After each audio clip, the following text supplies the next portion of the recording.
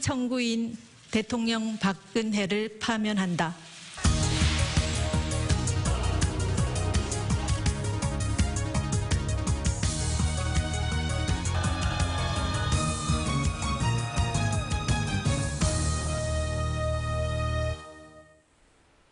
여러분 안녕하십니까? 올겨울 광장을 촛불로 달군 국정농단 사태가 결국 역사상 첫 대통령 파면으로 이어졌습니다. 탄핵 인용 소식을 접한 광주지역 시민들은 당연한 결과다, 국민의 승리다라는 반응을 보였습니다. 김인정 기자입니다. 헌재의 결정문 낭독이 이어지던 시각, 촛불 집회를 열던 광장에서 시민들은 대형 스크린을 함께 바라보며 긴장감 속에 숨을 죽입니다. 몇 차례 그러나 끝에 만장일치로 결정된 탄핵 인용. 광장 곳곳에서 탄성과 박수가 나옵니다.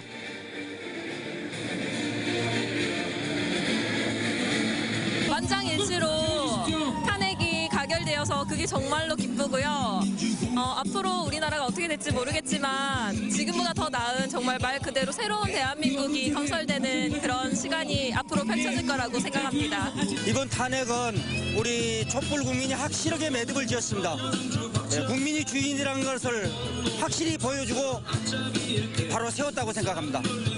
광주 종합버스 터미널 등에서도 생중계 화면 앞에 모여든 시민들이 가슴을 졸이며 결과를 지켜봤고 눈물이 글썽이며 환호했습니다.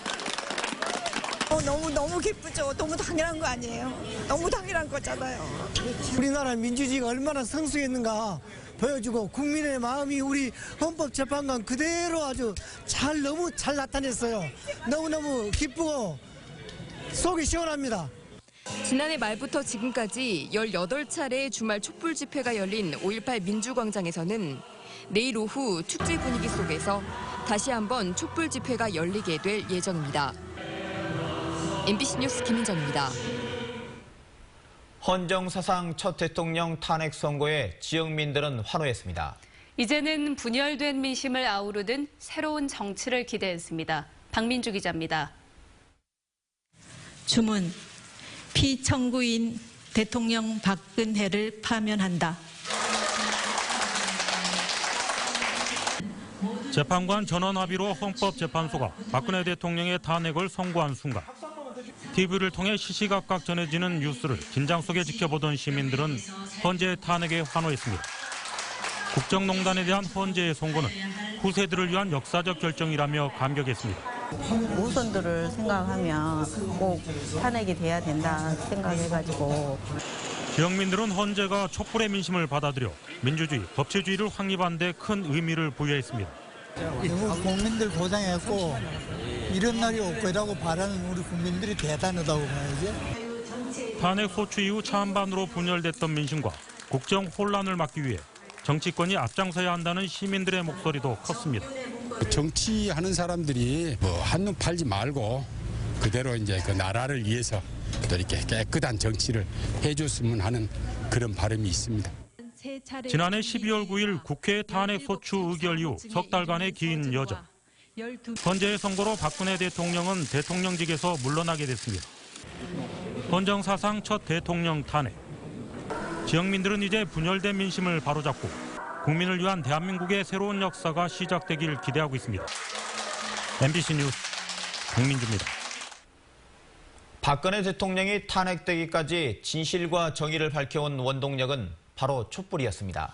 나라를 바로 세우자는 결의는 단 한 번도 흔들리지 않았고 바람에도 꺼지지 않았습니다. 박소인 기자입니다.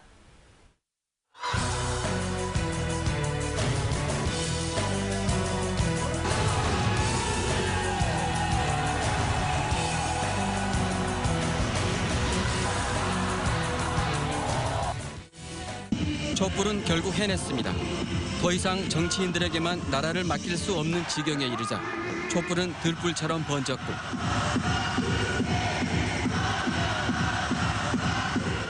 촛불을 꺾으려는 망언과 냉소에는 더욱 거센 불길로 맞섰습니다. 대학생들은 동맹휴업으로 힘을 보탰고 중고생들까지 시국선언 대열에 동참했습니다. 법적, 정치적, 역사적 책임을 지십시오. 이제는 더 이상 부끄러운 역사를 만들지 말아주십시오. 역풍이 무서워 주저하는 정치권에 채찍을 휘둘러 탄핵 소추를 이끌어냈고 버티기와 모르쇠로 일관한 박근혜와 그의 동조 세력들을 감옥에 가두는 퍼포먼스를 통해 꾸짖었습니다. 우리는 다시 새로운 역사를 쓰고 다시 일어설 수 있다는 것을 국민들 앞에 보여주고 우리 아이들한테 보여주고 싶어서 나왔습니다. 결국 대통령 박근혜는 자연인으로 돌아갔고 파면한다. 이 결정에는 세월호 참사 5월 광장엔 그렇게 또 한 번의 역사가 쓰였습니다. 37년 전의 역사가 군부의 총칼에 맞서 민중의 자존을 지키려 했던 저항이었다면 이번엔 시민 스스로 주권자임을 선언하고 망가진 대의민주제를 고쳐 세운 적극적인 정치 행위였습니다. 의회의 견제를 오히려 국민들이 되살려낸 거죠. 의회가 재구시를 못할 때 국민들이 강력하게 압력을 가해서 의회로 하여금 견제하도록 하고 그 견제의 가장 최후의 수단인 탄핵을 하도록 강제한 일이고 나라의 자존심과 민주주의를 지키는 촛불은 이제 새로운 정치 질서를 창출해야 하는 또 다른 시작을 마주하고 있습니다. MBC 뉴스 박수인입니다.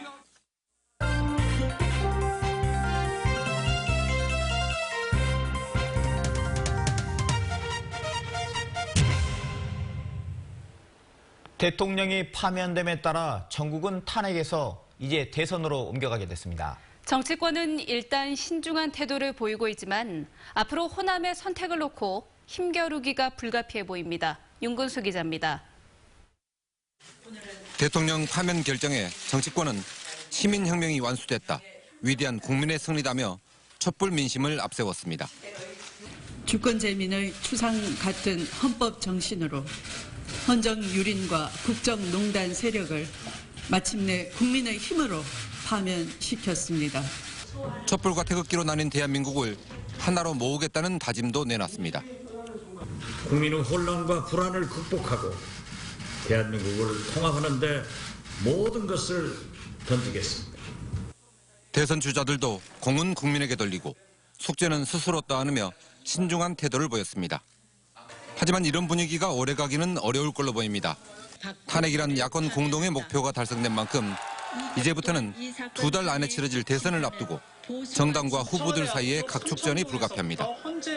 당장 민주당 후보들의 경우는 오는 27일 광주에서 시작하는 첫 번째 순회 경선에 사활을 걸 수밖에 없습니다. 대세론을 구체하는 문재인 전 대표나 반전을 시도하는 안희정 충남지사와 이재명 성남시장에게 호남 경선은 최대의 승부처입니다. 국민의당은 후보 개개인은 물론이고 정당 차원에서도 최대 지지 기반인 호남에서 다시 바람을 일으켜야 하는 상황입니다. 호남의 선택을 두고 두 야당의 대결과 후보들 간의 경쟁이 예고된 가운데 개헌과 연정을 고리로 한 제3지대 연대 움직임이 대선 전국의 변수가 될 수 있을지도 주목됩니다. MBC 뉴스 윤근수입니다. 조기 대선이 확정되면서 향후 전국이 어떻게 흘러가게 될지 전문가와 함께 전망해 보겠습니다. 전남대 오승경 교수 나와 있습니다. 안녕하십니까? 네, 안녕하십니까? 이제 대선 국면입니다. 문재인 대세론 2달 동안 유지가 될까요? 탄핵 소추안이 인용되었기 때문에 이제 프레임이 바뀔 수밖에 없을 것 같은데요. 지금까지는 국정농단에 대한 개선 요구, 그래서 박근혜 대통령에 대한 탄핵 요구가 국민적 요구의 중심을 차지했습니다. 그렇지만 이제부터는 정부를 정상화하고 국가적 난제를 어떻게 해결할 것인가가 주요한 이슈가 될 수밖에 없을 것 같은데요. 문재인 전 대표가 이런 문제들에 대해서 제대로 대응해 간다면 대세로는 이어질 수 있을 것입니다. 그렇지만 효율적으로 대응하지 못한다면 문재인 대세론도 얼마든지 흔들릴 수 있다는 것이고요. 특히 개헌론을 매개로 해서 중도 보수 통합 논의들이 시작되고 있기 때문에 개헌론 대 대세론 간의 경쟁이 본격적으로 시작됐다고 보여집니다. 네, 알겠습니다. 이 선거 때마다 나오는 얘기지만 호남의 선택, 어떤 의미를 갖는다고 보십니까? 각 정당에 따라서 다를 것 같습니다. 더불어민주당 입장에서는 야권의 심장부로서 호남의 선택을 받는 것이 대선 승리의 필요 조건이기 때문에 호남의 지지와 연대가 반드시 필요할 수밖에 없습니다. 또한 대통령이 당선된다 하더라도 여소야대 정부이기 때문에 호남의 지지와 연대가 더욱더 필요할 수밖에 없겠죠. 네. 그렇지만 국민의당을 비롯한 다른 정당들은 이미 호남의 지지를 더불어민주당이 절반 이상 차지하고 있는 상황에서 대선의 경우에는 중도 보수로 수렴하는 경향들이 있기 때문에 이런 중도 보수층을 공략하는 것이 더 절박한 과제일 것 같습니다. 이번에는 호남에서도 정당 간의 대결이 예상되는데요. 선택의 기준이 뭘로 보십니까? 헌정사상 처음으로 그리고 민주화 이후 처음으로 호남의 선택이 이번 선거에서는 갈릴 가능성이 높을 것 같습니다. 네. 더불어민주당을 지지하는 분들은 상대적으로 수권 능력, 즉 정권을 인수해서 정부를 운영해낼 수 있는 능력을 더 주안점을 두는 것 같습니다. 그 점에서는 더불어민주당이 상대적으로 비교 우위에 있다라고 보여지고요.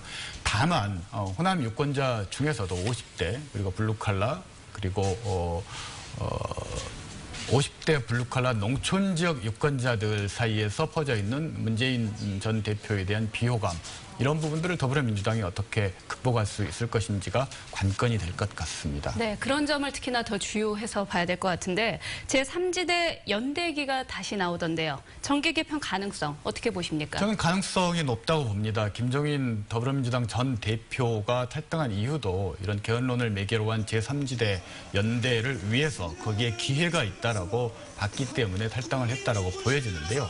저는 그런 가능성은 높게 봅니다만 그것이 실제 유권자들의 지지를 받을 것인가, 영향을 행사할 것인가는 조금 지켜봐야 될 것 같습니다. 특히 그 세력의 한 부분들, 주연 세력들은 박근혜 정권의 탄생에 책임이 있는 정치 세력들인데 그렇죠. 이런 분들에 대해서 국민들이 지지를 모아줄 수 있을 것인지는 정말 지켜봐야 될 문제인 것 같습니다. 네, 지금까지 전남대 오승용 교수와 이야기 나눴습니다. 교수님 감사합니다. 네, 고맙습니다. 세월호 미 수습자 가족들도 박근혜 전 대통령의 탄핵 과정을 지켜봤습니다. 대선 주자로서는 처음으로 문재인 민주당 전 대표가 팽목항을 찾았습니다. 김진선 기자입니다. 탄핵 심판 선고 당일 오전부터 팽목항에는 긴장감이 흘렀습니다. 이정미 헌법재판소장 대행이 선고 주문을 읽는 동안 미수습자 가족인 권오복 씨는 TV에서 눈을 떼지 못했습니다. 세월호 참사와 관련한 대통령의 성실 의무는 추상적이어서 탄핵 사유가 되기 어렵다는 결론에 잠시 말을 잃기도 했지만 추상적 의무 규정의 위반을 이유로 탄핵 소추를 하는 것은 어려운 점이 있습니다. 헌법재판소는 이미 곧 만장일치로 파면이 선고되자 안도의 한숨을 내쉬었습니다. 이제 파면은 당연한 거지만은 저걸 사자성어로 얘기하면 박근혜에 대해서 인과응보다. 그러나 미수습자 가족들은 헌재가 생명보호 의무 위반에 대한 면죄부를 준 셈이라며 향후 검찰 수사에도 부정적 영향을 미치게 될 것이라고 분노했습니다. 거기에 제일 1순위가 되는 게 국민의 생명과 안전이에요. 근데 그거를 안 하는 대통령, 그럼 뭐를 해지려는 건가요?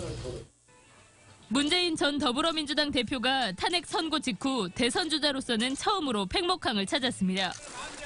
문 전 대표는 참사 당일 대통령의 행적 등은 검찰 수사와 특검 도입을 통해 반드시 밝혀져야 한다고 말했습니다. 앞으로 저희 당도 저도 이 미수습자들의 아픔을 씻어주기 위해서 할 수 있는 최선을 다하겠습니다. 미수습자 가족들은 국민의 생명을 책임지는 대통령이 필요하다고 강조하며 인양에 관심을 가져달라고 호소했습니다. MBC 뉴스 김진선입니다. 헌법재판소에서도 세월호는 수면 위로 떠오르지 못했습니다. 국민의 생명 보호를 위한 대통령의 책임을 포괄적으로 해석했어야 한다는 아쉬움이 남습니다. 양현승 기자입니다.